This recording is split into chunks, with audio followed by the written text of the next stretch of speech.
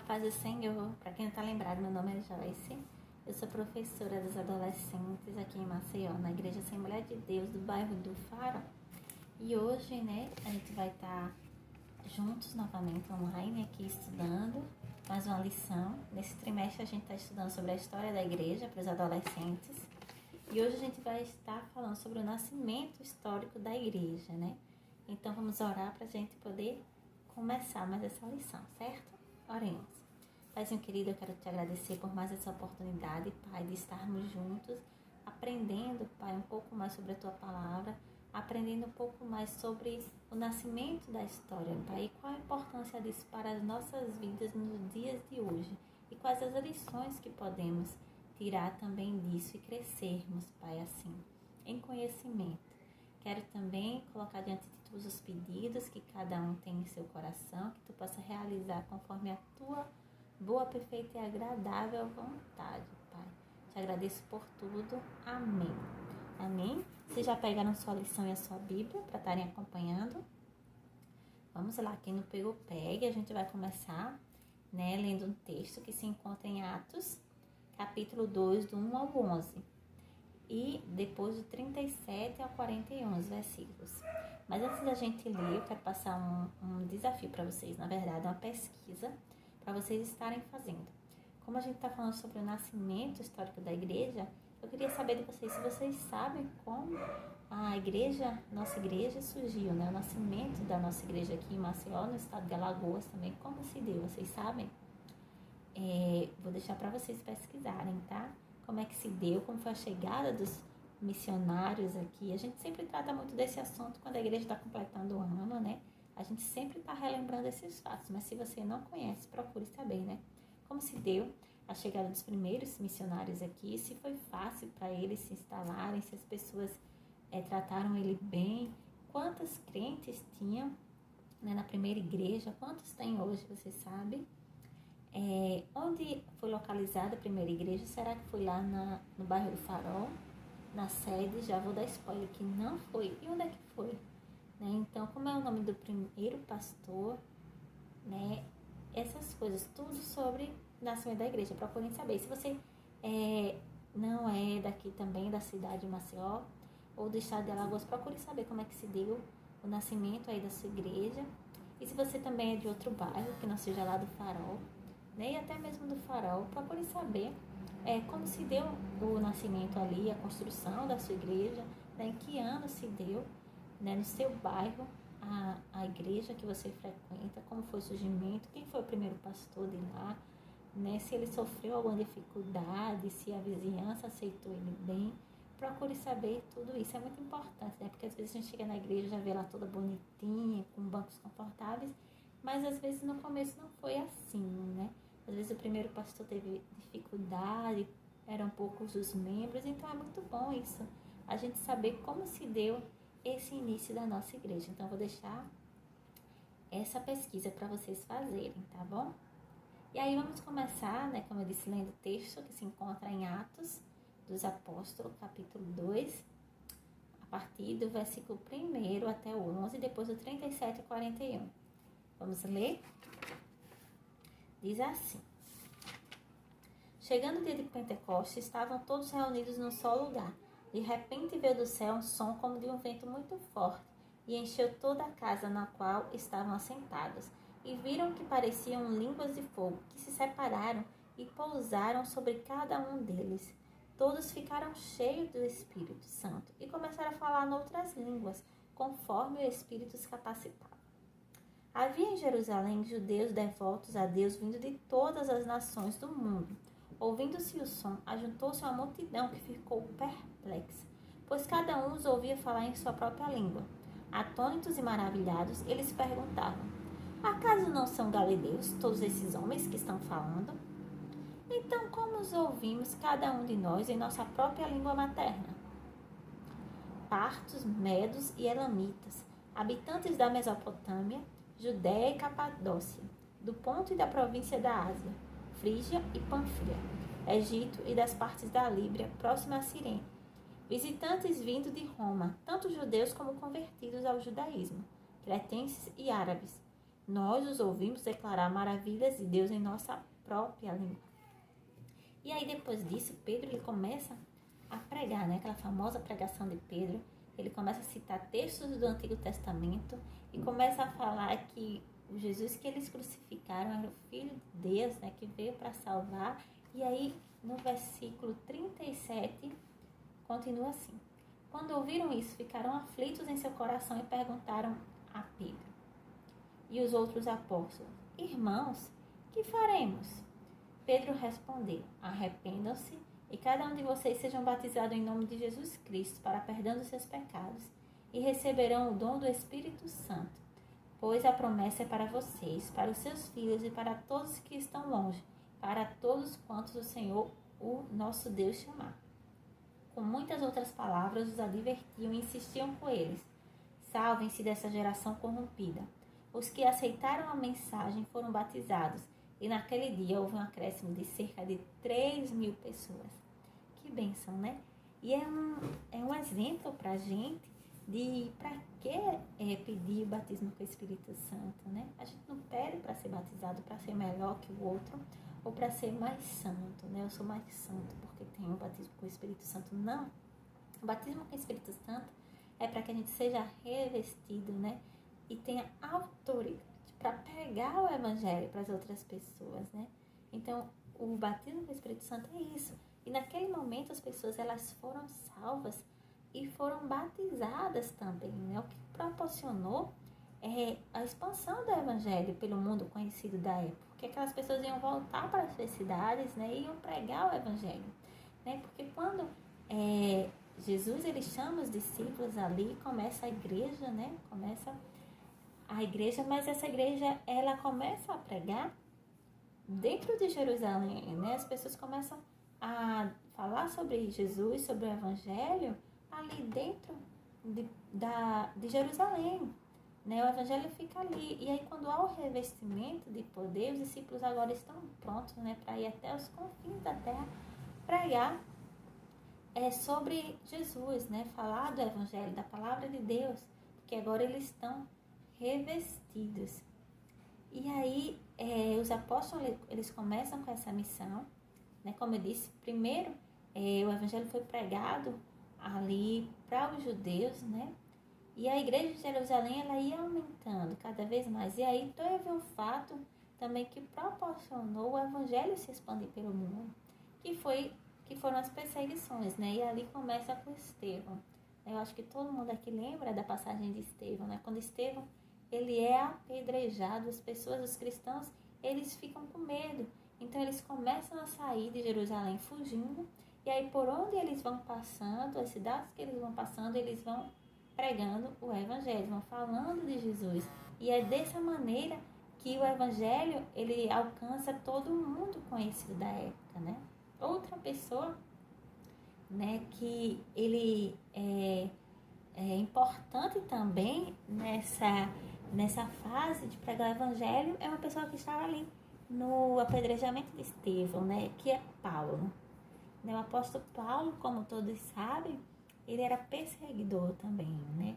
Ele estava lá perseguindo os cristãos, torturando, consentindo na morte, como foi na morte de Estevão. Mas aí chega aquele dia, né, que ele tem um encontro com Deus, né, e tudo muda. Ele passa de perseguidor a evangelista, né? Ele começa agora a falar desse Jesus. Todos vocês, eu acho que conhecem a história de Paulo, né? E aí Paulo agora ele vai levar o evangelho, né, nas cidades romanas. Se vocês não sabem, Paulo era um cidadão romano, né? Ele tinha esse livre acesso, né, essa facilidade de chegar nos locais por ser romano, cidadão. Então ele vai também ali levando o evangelho, né, para várias cidades romanas.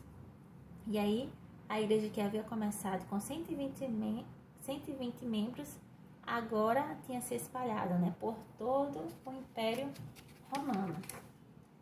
E aí é interessante que muitas dessas pessoas, né, que se esforçaram para levar o evangelho, a gente não vai encontrar o nome dela aqui na Bíblia, e muitas vezes a gente também não encontra em livros históricos falando dessas pessoas. São pessoas anônimas, mas que fizeram o evangelho chegar a todo mundo conhecido da época, né? Fizeram o evangelho ser propagado ali, pessoas que a gente só vai conhecer realmente no céu, né? Que a gente não conhece, mas que se esforçaram para levar o evangelho. Isso tem que ser de exemplo para nós, né? A gente também tem que se esforçar para levar o evangelho, né? Eu acho interessante que Deus, ele tem um plano para tudo, como a gente falou de Estevão, né? Deus tem um plano para Estevão, né? Estevão podia se perguntar, mas por que, né, você é apedrejado? Talvez ele pudesse perguntar ou não, ele estava ciente, né, que estava em paz ali. Mas muitas vezes a gente tem esse questionamento, né? Por que isso? Mas os cristãos da época, eles precisavam desse empurrãozinho, né? Porque eles estavam muito confortáveis pregando só ali dentro de Jerusalém. Eles precisavam desse empurrão que foi a morte de Estevão, né? Por medo eles fugiram e assim o evangelho se achegou aos outros lugares mais distantes, né? E às vezes acontecem algumas coisas nas nossas vidas que a gente não entende, mas Deus tem um plano. Vocês já pensaram? Às vezes é tão chato mudar de colégio, né? Às vezes, eu mudei de colégio, tive que mudar e ir para outro colégio, mudar de bairro, mudar de cidade. Mas será que não é uma oportunidade que Deus está dando, né? Você está dando a mim, para a gente falar do amor dele a outras pessoas, né? Pessoas que nunca ouviram, talvez, e precisa que a gente pregue para elas, né? Então, Deus, ele tem um plano para tudo, né? Começa a se perguntar, né? Por que será que isso aconteceu? Será que não é para eu propagar o evangelho em outros locais? Porque Deus, ele tem um plano, o plano dele é perfeito. Então, que a gente possa estar meditando nisso, das coisas que acontecem nas nossas vidas. E aí a lição, ela vai trazer o próximo tópico, né, que fala das primeiras perseguições do Império Romano, né? Quem será que primeiro perseguiu os cristãos? Né? Quem primeiro perseguiu os cristãos foram os judeus, né? Como eu disse, o cristianismo, ele nasceu no judaísmo, né? E é tanto que a igreja, ela foi crescendo ali de judeus, né, e de cristãos. E aí chegou um determinado momento que os cristãos, eles começaram a aumentar, e isso houve um ciúme, né? Nos judeus, foi provocando um ciúme neles, e eles começaram a por ciúme, né, a perseguir os judeus. No começo, a gente tem que lembrar também que Roma, ela não estava preocupada, porque para ela o cristianismo ela estava dentro do judaísmo, né? Para os romanos, para o Império Romano, o cristianismo estava dentro do judaísmo. Era apenas como os fariseus, né? Tem os fariseus, os saduceus e tem os cristãos também. Então, para o Império Romano, estava tudo ali, era tudo a mesma coisa, né? Então, eles não se metiam nos conflitos, só se houvesse um conflito muito grande, um problema muito grande, que o Império Romano, ele ia tentar solucionar. E aí, os judeus, né, os próprios judeus começam a perseguir, né, os cristãos, porque os cristãos passaram a ser a maioria agora, não judeus, né? Cristãos não judeus. E eles começam a perseguir. Então, primeiro, perseguição dos cristãos vem dos próprios judeus, né? E depois, o crescimento dos cristãos, ele passa a ser tão grande que começa a incomodar também o Império Romano, né? Porque o Império Romano, ele tinha algumas coisas contrárias ao cristianismo. Tinha algumas coisas também contrárias ao judaísmo, né? Que é a questão deles pregarem a adoração ao imperador, né? O imperador romano era adorado. Só que os judeus, né, eles estavam em Jerusalém, então o Império Romano não tem problema, né? Deixa lá, eles estão quietos. Mas nas outras localidades do Império Romano, isso tinha que ser cumprido à risca, né? As pessoas tinham que adorar o imperador, né? O imperador era como um deus. E aí os cristãos, as pessoas vão se convertendo ao cristianismo e elas vão dizendo, não, isso está errado, né? Todo homem é igual, né? Não tem isso. Também escravo e servo, não. Todo homem é igual perante Deus. A gente só adora a Deus, né? E aí os romanos, eles também vão se enfurecendo com isso e começam a perseguir, né? Nero, né? Ele é o primeiro imperador, né, a perseguir os cristãos. Ele reinou dos anos 54 a 68 depois de Cristo. E ele é o primeiro imperador a perseguir os cristãos, né? E aí a história conta que ele queria construir uma cidade, né, com o seu nome, uma cidade sua. E aí ele vai e manda queimar, ele queima Roma, né? E aí conta os historiadores que um dos bairros que menos queimou era um bairro dos cristãos. E sabendo que a população, a maioria da população, elas não gostavam dos cristãos, Nero atribui a culpa do incêndio aos cristãos, né? O que leva ele a perseguir, né, os cristãos e a população também, que já não gostava dos cristãos. O Eusébio de Cesareia, também historiador, ele afirma que durante essa perseguição, né, quem foi morto foi Paulo, né, que foi decapitado, perdeu a cabeça, e Pedro, que foi morto, né, na cruz de cabeça para baixo, porque ele disse que não se sentia digno, né, de morrer como Jesus. Então ele foi crucificado, né, de cabeça ali para baixo nessa época, né? E diz que foi ali na região que hoje é o Vaticano, né, que tem até a Basílica de São Pedro, né? Então, que foi ali que Pedro morreu, foi crucificado ali naquela região, que hoje é a Basílica de São Pedro. E muitos cristãos, eles foram também mortos ali naquela região, foram jogados aos leões. Vocês já devem ter ouvido falar também, né, da questão dos gladiadores que existiam e tal. E muitos cristãos foram jogados ali para serem mortos por animais, decapitados, e todo outro tipo, né, de tortura, né, que levou à morte desses cristãos. E vocês devem ter ouvido falar, né, que era dos circos que se faziam, né, e a população, ela ia assistir aquele espetáculo, né, assim, digamos, que eram feitos com a morte dos cristãos. E é interessante que Tertuliano, que era um advogado, um apologista também, defensor da fé cristã, teólogo, ele dizia a seguinte frase: o sangue dos cristãos é semente. E por que ele dizia isso, né? Ele dizia isso porque cada vez mais que se matavam os cristãos, mais pessoas se convertiam, mais pessoas eram salvas. Isso acontecia devido às pessoas observarem que aquelas pessoas que eram mortas, apesar de tudo, elas morriam com semblante em paz, né? E morriam, e cada vez mais pessoas eram mortas. E por que as pessoas estavam morrendo, né?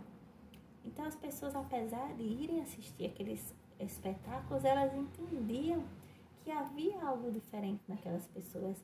E elas viviam com medo, né? Aquelas pessoas, elas viviam com medo. Elas adoravam deuses que não faziam coisas boas para elas, né? Elas viviam com medo e não tinham paz. Então, apesar de assistir aqueles espetáculos onde morriam os cristãos, alguma coisa ficava nelas, né? Alguma semente ficava plantada e elas acabavam se convertendo.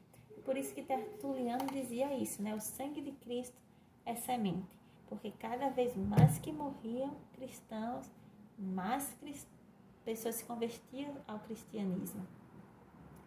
E no ano de 81, né, antes disso, Nero ele se suicida, e aí Domiciano ele assume o poder, né? E no início do seu reinado ele trata os cristãos com tolerância, mas depois ele passa a persegui-los, né? Ele começa a perseguir por algumas coisas que os cristãos não aceitam. Uma das coisas é um imposto, e ele passa a perseguir os cristãos, né? E nessa época é a época de João, né? Que era o último apóstolo vivo. E aí Domiciano ele começa a perseguir João e também Timóteo, né? Nessa época. E é interessante que ele tenta matar o apóstolo João de várias maneiras. Uma das maneiras que conta a história que ele lançou João na caldeira de azeite fervente, e João ele não morreu, né, por milagre. E aí, como ele não conseguiu, ele não tem êxito na morte de João, ele manda João para onde? Para a ilha de Patmos, né? E lá onde João ele era obrigado a trabalhar nas minas. E foi lá, né? Eu acho que todos vocês saibam, se não saibam, né? Agora que Deus ele revela o livro de Apocalipse, né? Para João. João escreve o livro de Apocalipse, tem aquelas visões maravilhosas que a gente encontra lá no livro de Apocalipse. Se vocês não leram, leiam, né? E foi justamente aí, na ilha de Patmos. E quando no dia 18 de setembro de 96 depois de Cristo, o Domiciano, né, imperador, ele é morto, né? E aí o apóstolo João, ele é liberto, né? Ele volta para Éfeso, onde ele escreveu a sua história do Evangelho e as 3 epístolas que têm o seu nome, né? E vem a falecer depois com 100 anos de idade. Então, esse é um resumo, né, hoje do nascimento histórico da igreja que a gente estudou.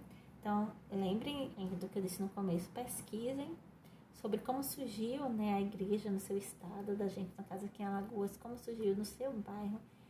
Isso é muito importante, né? É importante a gente ver como não foi fácil, né, para os propagarem o evangelho, mas Deus estava ali, todos os momentos, né, auxiliando. Deus tinha um plano em todas as fases, né?